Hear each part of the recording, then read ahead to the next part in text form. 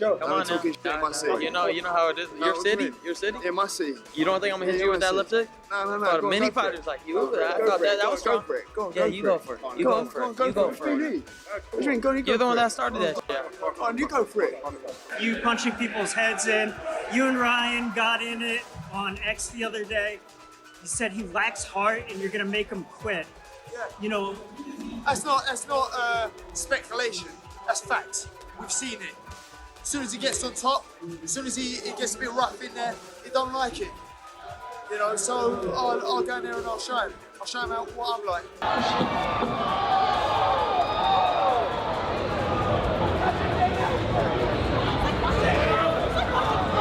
Who won't do shit? Who won't do shit? Who won't do shit? Who won't do shit? Yeah, who won't do shit? Who won't do shit? Cool. Wait till I smash you up. Wait till I smash you up and make you quit. Wait till I smash you up and make you quit. Yeah, why? Make you quit. Hey, you won't make it a fight. Your dad knows you won't make it a fight. Your dad knows you won't make it a fight. Conor Benn fires back at Ryan Garcia following a tense and disrespectful face-to-face interview. Benn brushes Garcia off as nothing more than a social media influencer and makes it clear that he is not particularly worried about his opponent. The confrontation quickly heats up as both fighters exchange sharp verbal jabs, adding even more intensity to the build-up for their upcoming showdown. He's like a big child, he's like a spoiled brat, throws his toys out of the pram on social media, throwing little tantrums. I'm not really too concerned about this little influencer to my right. He ain't a fighter. He can say whatever he wants. Ain't gonna make no difference come September the 12th. Proven. Yeah, 12-round war proven. I don't quit, I don't stay down. He's not going to make it to 12. There's not going to be a 12-round war, I promise you that. I don't stay down on one knee. Look at his hair, bro. He's looking for attention. Look at his hair. He's looking for attention. He ain't going to make it past 12, I promise you. This not be a 12-round war. He's not good enough. He's not good enough to beat me. You think this man's going to beat me? You think I'm going to let a guy from the UK come here and beat me and take my belt? You lost your mind. Listen, Ryan. Calm down, you're having one of them little episodes. Calm down. I know you're getting all excited. I know you're getting all excited, but I'll come over here and smack them glasses straight off your face. The two fighters finally square off during an intense and heated press conference. As their verbal battle grows more aggressive, the atmosphere becomes increasingly tense when Benn and Garcia stand inches apart, neither willing to step away. Their heated face-off brings even more drama to the build-up, with both fighters sending a clear message that they are prepared to go to war. Smack them glasses straight off your face. That's what I'll do.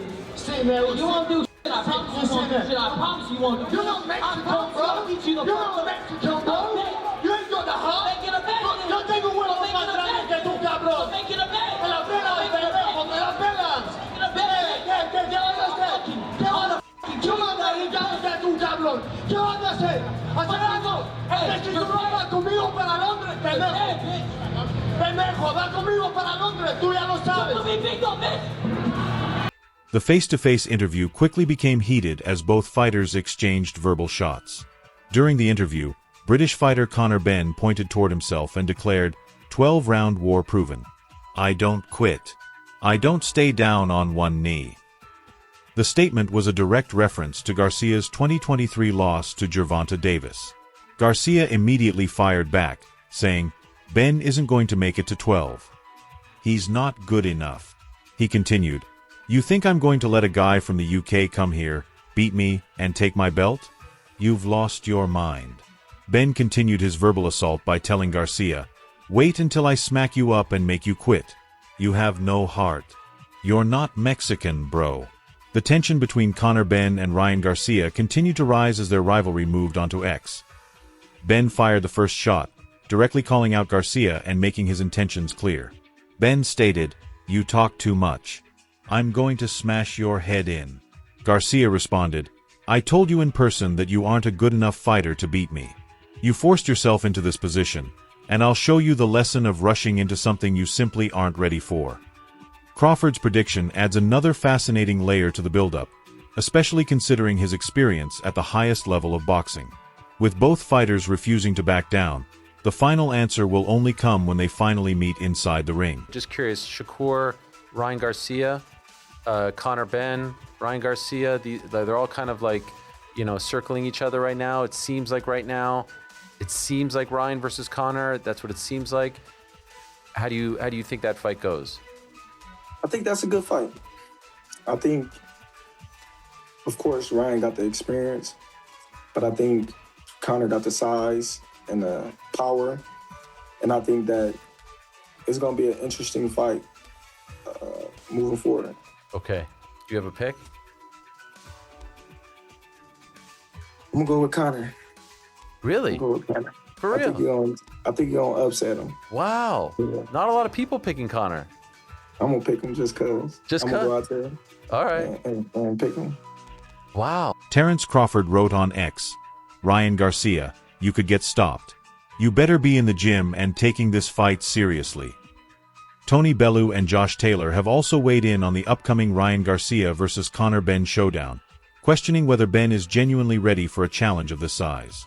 Bellew remains somewhat supportive of Benn after his latest outing, explaining that the British fighter had previously been competing around 160 pounds before making the move back down to 147. According to Bellew, losing close to 10 pounds of muscle can impact the body, meaning Benn may need sufficient time to adapt before reaching his strongest level. Even so, Bellew is not convinced that Benn is currently on Garcia's level. He questions whether Benn has truly earned the opportunity and believes the fight's significant commercial value could be one of the main reasons this matchup has been made. I think Conor Benn is far better than people think, but he's what I will say to you is he's not shown he's at Ryan Garcia's level. That's one thing. Yeah. I don't think he's shown that he's worthy of a fight of that magnitude. Other than massive revenue and massive sort of commercially, but he has done well and he has improved a hell of a lot. Like I genuinely think he has improved a lot. But then going off that last performance against Prograis, I thought, wow, he did look like a different fighter. I thought it was terrible. But then I got to say, he got to give him benefit of the doubt as well. He's been up at 160. He's had to then come back down to 147. I think he weighed in at 149 or maybe something like that, 150. But again, it's taken that 10 kilos of, or 10 pounds of muscle off, and that has an effect on your body. You've got to give your body time to adjust to pulling that off and be able. The conversation then turns to Garcia's unpredictable nature. Bellew believes that if both fighters arrive at their absolute peak, Garcia should be viewed as the obvious favorite. However, he points out that Garcia can be extremely hard to read, meaning everything could depend on which version of Garcia shows up on fight night. The analysts also recognize Benn's potential, especially his conditioning, constant pressure, and ability to keep a high tempo throughout 12 rounds. His recent outings have also displayed better discipline and a stronger commitment to following his strategy, making him a serious danger if Garcia fails to perform at his highest level. If I got to the final, I become not only a world champion. If I get to the final, I get the chance to become a unified world champion. Duke McKenzie raises doubts about whether Conor Benn can succeed against Ryan Garcia, particularly because of the difficulties involved in returning to the 147-pound division. McKenzie notes that Benn has not competed at 147 for 4 years and believes the struggle to make the weight could negatively affect his performance. He also argues that Garcia has improved considerably since becoming a champion and has gained important experience by facing higher-level opposition. Although Garcia has not won every bout, McKenzie emphasizes the quality of fighters he has gone up against, believing they represent tougher competition than the opponents Benn has previously defeated. McKenzie recognizes Benn's achievements outside the ring, but still remains uncertain about his ability to overcome Garcia. Not boxed at 147 for 4 years. And when you're trying to make weight and you have to drag to make weight, takes away your A game. Even his A game, I'm not so sure would beat Ryan Garcia, because Garcia is a much improved champion now. Since getting that belt wrapped around his waist, I think he's a much improved champion. He's mixed at higher level. All right, he hasn't won all of his fights, Garcia, but he's beaten some quality fighters that are much better than Conor Benn. I mean, Conor's done a great job in terms of A, getting paid, and B, talking himself into a world title fight. I don't know who does that. I don't know who's done that previously, but he's managed to do it. Now, for him to beat Ryan Garcia, it will take more than just, it's going to take more than just boxing skill, and it's going to take more than just a big punch. I don't think Conor Benn's going to be physically strong enough, because I think he'd be weight drained. I'm not making excuses for him, you understand, but I think he'd be weight drained before the fight, because I think they don't have a weight stipulation where they can put on as much as they want after the weight. Spencer Oliver questions why Conor Benn is still so committed to fighting at 147 pounds, despite the clear difficulties that come with making the weight. He notes that Benn has not competed in the division for 4 years and believes the chance to secure a huge payday is a major factor behind the decision. Oliver also points to Benn's performance against Regis Prograis, where he weighed around 150 pounds and seemed to have less power in his punches compared with his bout against Chris Eubank Jr. at 160. He argues that cutting those final few pounds can be extremely difficult and could ultimately have a major effect on Benn's overall performance. Spectres up there in terms of Boots and Josh Kelly, so he doesn't have an easy pathway there. But why do you boys think, and jump in when you want, that he's made it so unequivocal that he has to fight at 147, given what we've all just said about weight drain and coming back down to that weight again? Because the opportunity was there at 147. He was made WBC #1 and he was mandatory there, even though he hadn't made the weight, as Duke said, for 4 years, which was absolutely absurd. But the opportunity was there, the big payday is there, and in Conor Benn's head, he'll be saying, yeah, I can still make 147, but I'm with Duke. The reality is, he made 150 against Regis Prograis. The punch power had clearly left him down at 150 to what it was against Chris Eubank at 160. And, you know, I think dropping that last 3 pounds, as you guys know, making weight and how difficult that is, that last 3 pounds to the normal guy is like losing 3 stone. And it will take a lot out of him. The reality is, I think we saw against Regis Prograis, 147 is going to be different. Wade Plemons analyzes the growing feud between Ryan Garcia and Conor Benn, explaining that the friction between the two fighters dates back well before their current matchup was announced. He recalls their first notable encounter at the Ring Magazine Awards in January 2025, where the pair were already trading playful yet competitive comments. At that point, no fight had been arranged, but Benn's confrontational personality was already on full display. Plemons explains that Benn rarely seems comfortable or relaxed around fellow fighters and often appears prepared for an argument. He believes Garcia is aware of that side of Benn and may intentionally be getting under his skin during their latest interactions. This fight, I do think that he's on a different level. But again, a rivalry creates the best in both fighters. And with Conor Benn, he will, I think, fight up to his level of competition, which will make him dangerous. Again, we'll see what the power is at 147, but Ryan's been hit on the chin, been dropped. There is something there. They're both power punchers. I do think it fits Ryan's style that Conor is so, you know, fast twitch, and he has to do all these massive, exaggerated movements behind his jab and his right hand. It leaves openings for the quick left hook from Ryan and the right hand from Ryan. But I think all this plays right into what Ryan wants. Ryan wants him to get emotional. Ryan wants him to come after him so he can get on that back foot, throw that. The conversation then shifts to Garcia's strategy during the press conference. Plemons suggests that Garcia may be using psychological tactics to frustrate Benn and encourage him to respond emotionally.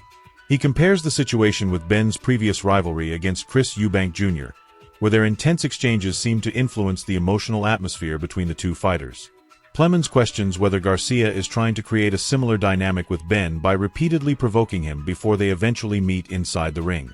The feud is clearly becoming increasingly personal, adding another intriguing element to their upcoming showdown, although it remains uncertain how much Ryan Garcia actually cares about the situation anymore. Really cares about that anymore. I think it really messed with him as a kid, or as he was coming up in boxing, that he wasn't Mexican enough. But this is on Mexican Independence Day.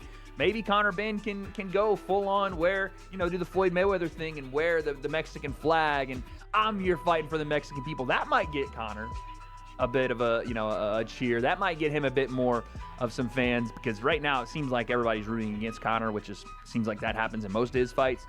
But it also might get under Ryan's skin if he goes that route. Really play into the fact that Ryan's not a true Mexican, that he doesn't speak Spanish, that he has no heritage in that he's one of these American talking, social media fighters that ain't really about it. He's kind of doing that. He's not falling for the bait right now. And instead, it's Conor who's getting baited just because Ryan opens his mouth. That's all he has to do is say, you're not good enough to... Ariel Helwani talks about the rising buzz surrounding Ryan Garcia versus Conor Benn, calling it an entertaining matchup filled with intensity and strong personalities. He emphasizes the heated moments between the two fighters, including their back-and-forth exchanges in Spanish, which brought an extra layer of entertainment to the build-up. Helwani also notes that both fighters' fathers were present during the event, further adding to the charged atmosphere around the confrontation. Although he admits Garcia could arguably face more accomplished opponents in a WBC welterweight title defense, Helwani believes Benn offers a unique and different challenge for the matchup. Amazing stuff. The crowd was great. This is the type of fight that you can bring to a Fanatics Fest type of crowd, and they'd be into it. So the energy was great. Conor Benn busting out the Spanish was a nice little wrinkle. He spends a lot of time in Spain. His Spanish is great, by the way, and I don't know if Ryan speaks Spanish fluently like Conor does, but clearly Conor can hang, so that was fun. The two fathers being up there as well. Henry Garcia kind of got into the shot there, and you could tell Dana didn't love that. He was trying to get him to move away. All good. Nigel Benn there as well. Listen, is it the purest fights, the purest fight fans fight? Maybe not.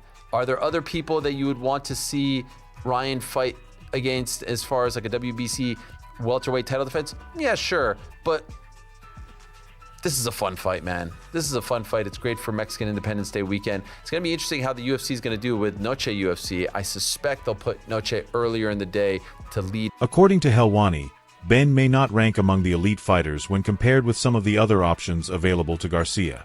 However, he brings plenty of energy, aggression, and entertainment value. That makes this matchup especially attractive because both fighters have reputations for engaging in exciting exchanges and constantly looking to create action inside the ring. Better boxers than Conor Benn that I would rather see Ryan Garcia fight, but as far as like matching his intensity, matching his energy, and Conor Benn is not a top tier boxer of the level that some of these guys that are, the conversation is happening around, but as far as bringing the fight, as far as excitement, as far as energy, like Conor Benn is all of that. And so I love Garcia versus Benn. It's also the fraud check, right? Like in terms of when Conor Benn signed for Zuffa, the talk from the UK, I remember Dave Allen was on TalkSport and he was like, this guy is the best match fighter of all time. Like, this feels like, okay, well, he's not going to be able to hide in there against Ryan Garcia. No. This is going to be an absolute check of his skill. And a lot of people feel like, with the likes of Pro Grey and even the Eubank fights, he was always put in the favourable position. So, very interested to see how it goes, just in terms of the fight as well as all this stuff. And there's also a lot of questions about the actual fight itself. Conor didn't look great in his last fight. Ryan looked amazing. Prior to that, Ryan didn't look great. Conor looked amazing. And so it feels very Jekyll and Hyde-ish. I'm very curious to see. Simon Jordan offers a straightforward assessment of the matchup, concentrating on the risks Benn could encounter against Garcia. Jordan questions whether Benn is truly ready for the level of challenge ahead and believes Garcia's skills could cause him major problems. The discussion emphasizes the gap in experience and overall quality between the two fighters while still recognizing that Benn is a dangerous competitor with the physical strength and determination needed to make the contest highly competitive. Jordan's direct opinion adds another interesting element to the build-up, particularly as doubts continue to surround Benn's chances against Garcia.